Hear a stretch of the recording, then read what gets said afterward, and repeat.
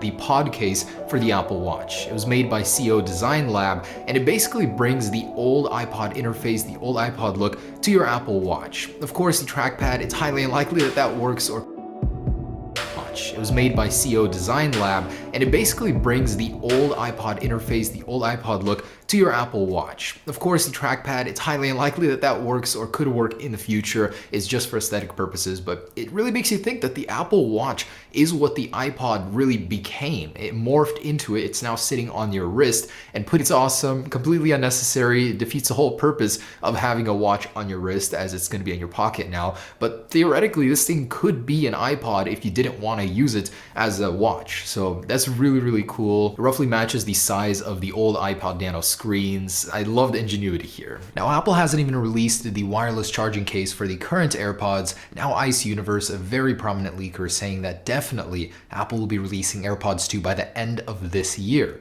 If you think about it, it's a smart move for Apple. The holiday season is here. It's the perfect price range for gifts. It would sell out like crazy, and it's the best seller currently on Best Buy. And to go alongside with this, a separate leaker has released pictures of the AirPods 2 in some sort of plastic wrap. I highly doubt that this is genuine. It just looks like some counterfeit AirPods wrapped up here, but who knows. It would be cool though if AirPods 2 were to unexpectedly